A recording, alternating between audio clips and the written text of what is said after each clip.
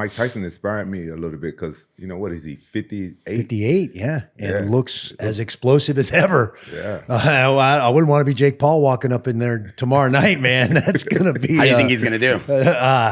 I see the pop in the training videos, and I hear the rhetoric coming out of his mouth, and he has something to prove.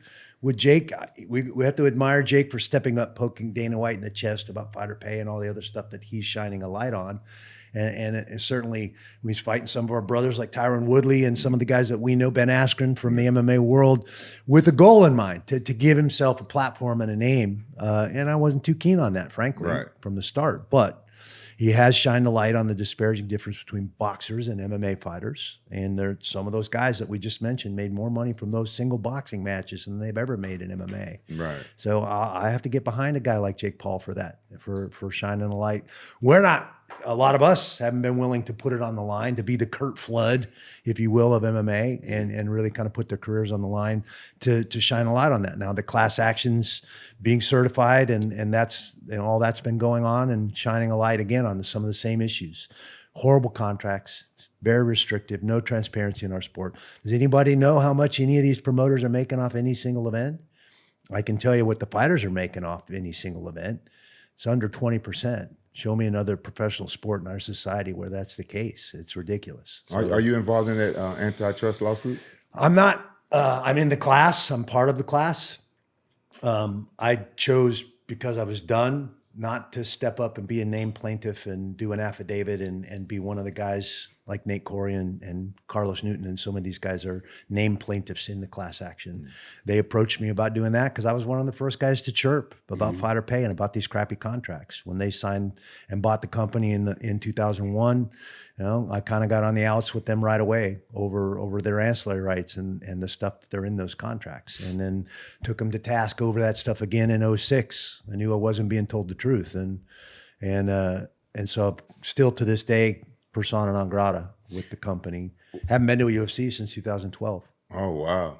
What was it originally? Was it the pay that struck you as the deals? Originally, it was the ancillary rights. Yeah. They basically would own my ancillary rights in every single category in perpetuity forever. And my management at that time, Jeremy Lappin and Peter Levin, educated me on what that was worth and what that meant. That meant I was going to have to ask Dana White's permission to do a movie, to write a book, to be in a video game, any of these things that were outside of the purview of stepping up in that cage and fighting for them. And that didn't make sense to me. So we fought them over that and got erased from the posters and all that stuff back then. So do you feel that the reason why they wanted those rights because of the superstar magnitude that you had, or they wanted it with everybody? They want it with everyone. Wow. I was no exception. Yeah. And I think they would have been happier if they hadn't absorbed my contract. I was a 40-something-year-old heavyweight champion. They didn't think I was very marketable.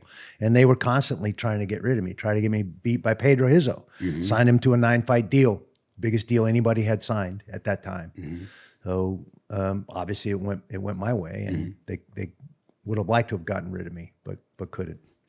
I mean, that whole concept of like stepping up Rampage, you've been very vocal about that on almost every podcast. Like the way fighters should be treated is a lot different from how they're getting treated. Do you feel it's the same thing in today's time right now and currently? Well, hopefully, you know, I'm so far detached from it. I don't know, but hopefully I would like to think the fighters are getting paid better. It sounds like, you know, the top guys like John Jones and whoever's at the top, seem like they're making good purses, because I don't see them complaining about it. Yeah.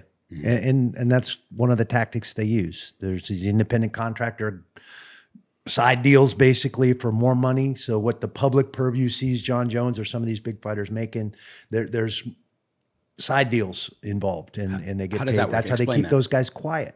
Explain an independent contractors agreement. It's a separate contract. It's not part of the public purview and doesn't come from and through the commission. Wow. And that's from UFC to the fighter? Yes. And that's how they keep those top tier fighters, those top guys, to not stand up and say, hey, I should be making more money when you just sold the company for $4.2 billion. That's incredible. So the way that kind of works is they'll go to their top athletes and say, hey, we'll just pay you on the side a retainer monthly, so that way you don't get It's not a monthly retainer. Oh, it's just like it's a per fight side deal, basically. Oh, got It's it. a separate check. Separate Like, check. The commission comes and give you your check that night. Oh, really? But then, like maybe in the mail, maybe a couple days later, you'll get the rest of your purse. The commission comes and hands you a check after you fight? Yeah, you sign for it. Yeah, That's the public Really? part of it. yeah. Why? Is that like a legal aspect to Yeah, the that's deal? how they protect fighters, so that fighters don't get stiffed for their fight purse. No the way. commission regulates that. All that money that they agreed to up front needs to be put in escrow aside, so that they know those fighters are going to get paid that money that they contracted for. So is this like when they talk about UFC going to states and being commissioned and regulated by, like ABC, the the sanctioning body? Association of That's what they're Boxing doing for the fighters. Commissions. That's They incredible. regulate our sport as well. Wow. In every state and all the Indian casinos as well. They're all part of that same group. Are there any UFC state regulated, like they regulate themselves? In Europe, Yeah, not in America. there are no commissions in Europe, so the wow. UFC is stepping up and the sport is being regulated. Wow. That's crazy. I did not know that. Intentionally. You didn't know that? That's good though. No, I knew that for boxing. I didn't think it was like that for UFC because UFC seems so privatized. Like I didn't think it was still like that. All the sports, all the other promotions have to regulate themselves in Europe as well. They don't have the same structure that we have here in the US.